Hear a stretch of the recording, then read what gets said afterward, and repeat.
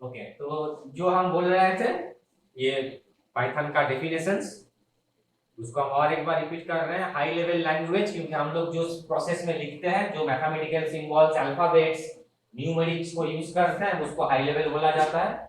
Open source programming language, मतलब ये free of cost है। पाइथन org बोल के साइट होता है, पाइथन org में तुम्हारे इसका जो लेटेस्ट वर्जन है तुम खुद उसको इंस्टॉल कर सकोगे, टोटली फ्री ऑफ कॉस्ट है, ओपन सोर्स है, और हम लोग सॉफ्टवेयर डिजाइन कर सकेंगे। डायनामिकली टाइप्स मींस जो होता है वो वेरिएबल का जो डेटा का जो वैल्यू होता है उसके ऊपर बेस करके वो ऑटोमेटिकली समझ जाएगा उसका वैल्यू वो किस टाइप का वेरिएबल है, इंट है, फ्लोट है, कैर है, स्ट्रिंग है, वो ऑटोमेटिकली समझ जाएगा।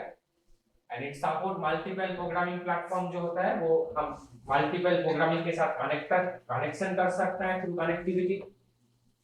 एंड ये इंक्लूड है procedural oriented, object oriented, dynamic and functional programming, सबका कॉम्बिनेशन है। एंड ऑब्जेक्ट ओरिएंटेड का जो फैसिलिटीज होता है एंड प्रोसीड्यूरल ओरिएंटेड प्रोग्रामिंग में क्या होता है ऑलरेडी हम बता चुके हैं। अब हम जो दिखाएंगे तुम्हें वो है पाइथन का practical, how to run Python program. जो प्लेटफॉर्म है पाइथन प्रोग्राम रन करने के लिए वो है IDLE। IDLE अगर हम ओपन करेंगे तो मेरे पास वो पाइथन का जो प्लेटफॉर्म है वो प्लेटफॉर्म मेरे सामने आएगा। ये इंटरप्रेटर विंडोज है जिसमें हम line by line Python coding को रन कर सकते हैं, लाइन बाय लाइन। जैसे कि अगर हम लिखेंगे 4+5, एंटर देने से आंसर आएगा 9। अगर हम डायरेक्टली यहाँ पर कोटेशन के अंदर में लिखेंगे कंप्यूटर एजुकेशन, तो वो कंप्यूटर एजुकेशन मेरे आउटपुट में आएगा। एंड यहाँ पर जो कोटेशन का फंक्शंस है वो single and double both we can use, जो अदर्स लैंग्वेज में अलग होता है। जावा में, सी प्रोग्रामिंग में, C++ में कैरेक्टर लिखा जाता है सिंगल कोट में और स्ट्रिंग लिखा जाता है डबल कोट में। लेकिन पाइथन प्रोग्रामिंग में कैरेक्टर हो या स्ट्रिंग, तुम डबल कोट या सिंगल कोट किसी को भी यूज कर सकते हो, लेकिन ओनली वन करना है। स्टार्टिंग में तुम दोगे सिंगल और एंडिंग करोगे डबल, ऐसा नहीं है। तुम कोई भी दोनों में से यूज कर सकते हो, सिंगल कोट या डबल कोट, ठीक है। तो जो बता रहे थे हम, ये है मेरा इंटरप्रेटर विंडो जहां पर हम लाइन बाय लाइन कोडिंग को एग्जीक्यूट कर सकते हैं। और मुझे जब पूरा प्रोग्राम लिखना पड़ेगा तब हम इस कोडिंग विंडो में नहीं लिखेंगे, हम लोग चले जाएंगे फाइल मेनू में। फाइल मेनू में जाने के बाद मुझे न्यू फाइल ऑप्शंस मिलेगा और ये जो विंडो मेरे सामने अवेलेबल होगा इसका ये है स्क्रिप्ट मोड, स्क्रिप्ट। अब स्क्रिप्ट एंड लैंग्वेज में भी डिफरेंस होता है जो हम नहीं बोले थे इंट्रोडक्शन में। स्क्रिप्ट एंड लैंग्वेज में भी डिफरेंस होता है, तो उस टॉपिक में अभी हम नहीं जा रहे हैं, प्रैक्टिकल डायरेक्ट दिखा रहे हैं, बाद में उसके बारे में डिस्कस करेंगे स्क्रिप्ट एंड लैंग्वेज में डिफरेंस क्या है। तो यहाँ पर जो होगा मेरा, यहाँ पर मेरा लाइन बाय लाइन एग्जीक्यूट नहीं करेगा, यहाँ पर हम एक पूरा प्रोग्राम लिखने के बाद उसको एग्जीक्यूट करेंगे। एंड ऑब्वियसली तुम्हें उसको सेव करना पड़ेगा, विदाउट सेव हम उसको एग्जीक्यूट नहीं कर सकेंगे, रन नहीं कर सकेंगे जो भी तुम्हारा प्रोग्राम है। तो फिलहाल हम सिंगल प्रोग्राम, सिंगल लाइन का स्टेटमेंट लिखते हैं। प्रिंट, हम कोटेशन के अंदर लिखते हैं वेलकम टू पाइथन।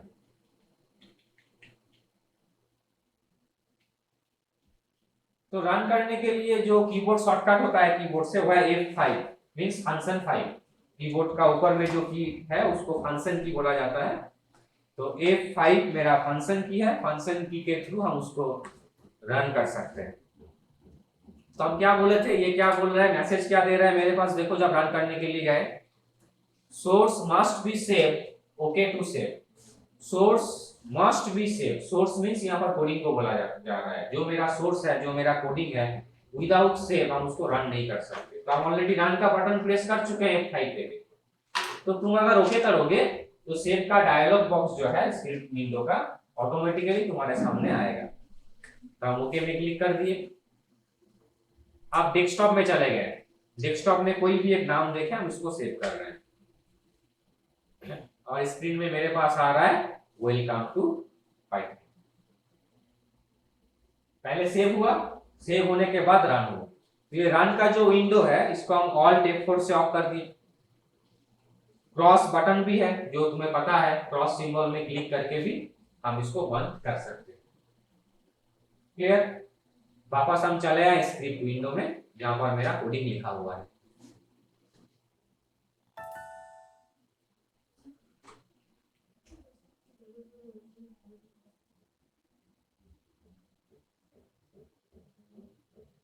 ये ऐसे देखो जी,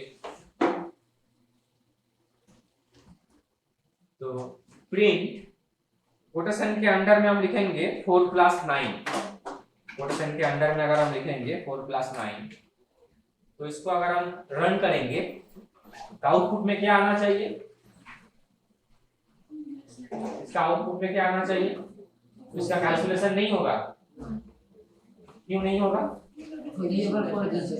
हाँ, बोला गया आपका पर्टिकुलर वेरिएबल क्या बोला जाता है उसको? कांस्टेंट। उसको बोला जाता है कांस्टेंट। जो कोटेशन के अंडर में रहता है उसको बोला जाता है कांस्टेंट, कोटेशन के अंदर में जो रहता है। तो इसको अगर हम रन करेंगे तो मेरा तुम जो भी लिखोगे वही आएगा। अगर तुम इसको आउट ऑफ कोटेशन लिखते हो, अगर तुम इसको आउट ऑफ कोटेशंस लिखते हो तो तब तुम्हारा आंसर आएगा 4+9 का जो होता है। क्लियर?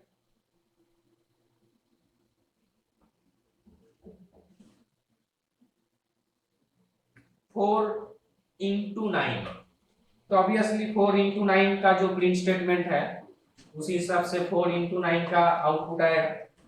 इंटू के लिए एस्टेरिस्क सिंबल का यूज होता है कंप्यूटर में, किसी भी मैथमेटिकल प्लेस में, जैसे कि एक्सेल में भी तुम लोग ऑलरेडी किए थे, जहां पर हम लोग मल्टीप्लिकेशन करते हैं इंटू से, एस्टेरिस्क से। देखने चला है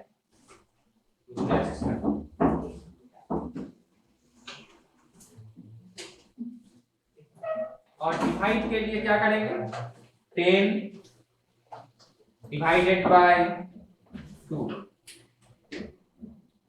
स्लैश का सिंबल यूज करके हम डिवाइड कर सकते हैं। और ये डिवाइड यहाँ पर डबल स्लैश से भी कर सकते हैं। ये मेरा इस सिस्टम में पुराना वर्जन है, ये double slash and single slash में डिफरेंस पता नहीं चलेगा तुम्हें। बाहर वाला सिस्टम में जब प्रोग्राम को तुम रन करोगे तब दोनों में तुम्हें डिफरेंस पता चल जाएगा। डबल स्लैश से जब करेंगे ओनली क्वोशिएंट आएगा, और सिंगल स्लैश से जब करेंगे तब जो ओरिजिनल आंसर है वो आएगा। जैसे कि मान लो यहाँ पर 10 के जगह पे 5 है, सपोज 5 है, तो 5 को जब तुम 2 से डिवाइड करोगे तब तुम्हारा आंसर कितना आएगा? 2, क्योंकि 2 से जाता है 2 2 जा 4। और वही तुम जब यहाँ पर सिंगल स्लैश से करोगे, सिंगल स्लैश से करोगे तब वहां पर आएगा 2.5, जो इसमें नहीं आ रहा है। हम तुम्हें बताया था सिस्टम में मेरा ओल्ड वर्जन है। तो बाहर जब करोगे सिंगल स्लैश से जब उसको करोगे तब इसमें क्या आंसर आएगा? 2.5, क्योंकि 5 को अगर 2 से डिवाइड करेंगे तो उसका आज आफ्टर कंप्लीट द मैथ 2.5 होता है उसका आंसर। तो 2.5 आएगा जब तुम सिंगल स्लैश से करोगे। और जब डबल स्लैश से करोगे तब वो कितना दूर तक जाएगा? 2 या 4 तक जाएगा, 2 से जाएगा तो वो आएगा। तो ये दोनों में डिफरेंस है single slash and double slash में। एंड मॉड्यूलर के लिए we can use percent symbol. And modular means जिसमें मेरा रिमाइंडर आएगा, तो 5 को अगर 2 से डिवाइड करेंगे तो रिमाइंडर कितना आएगा? 1 आएगा। तो वो 1 मेरा यहाँ पर आना है आउटपुट। क्लियर?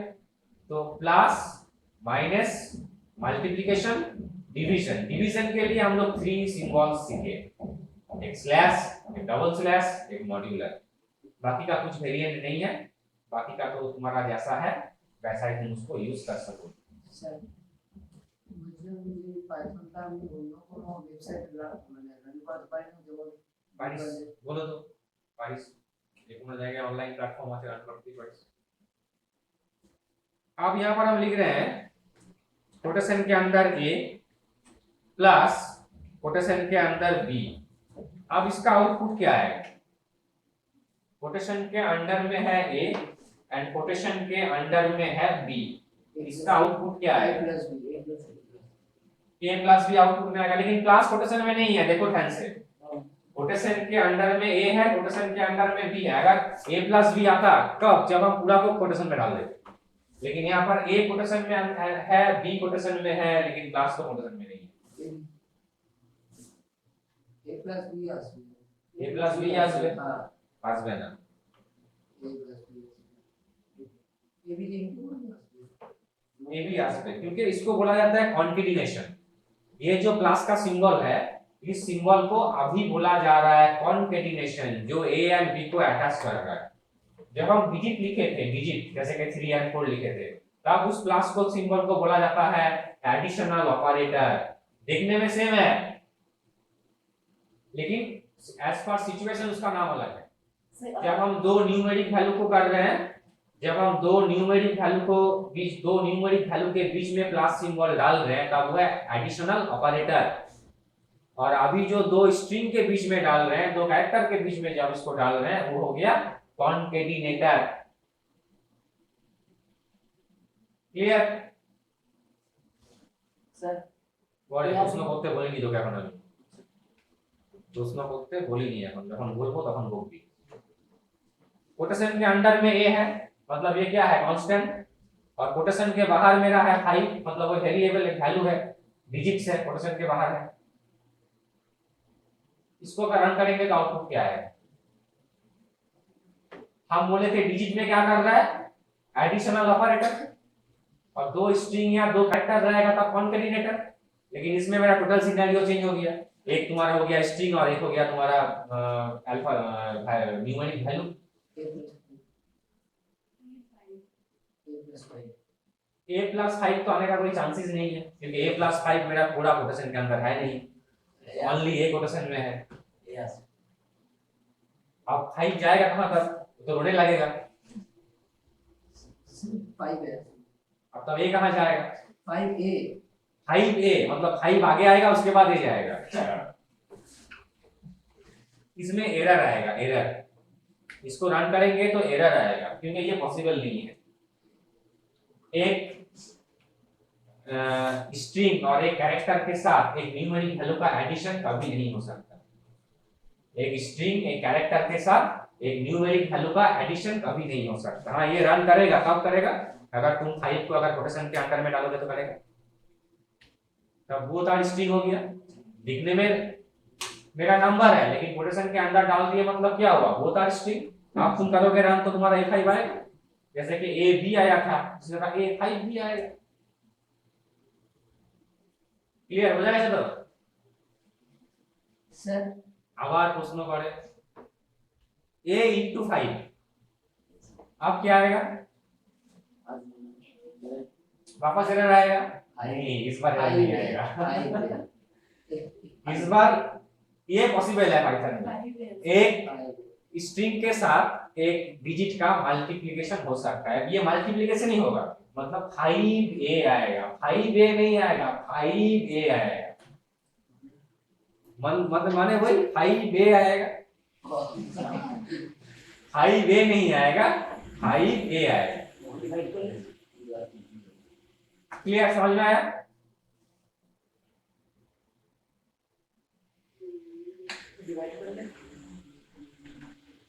डिवाइड कर लो आसमान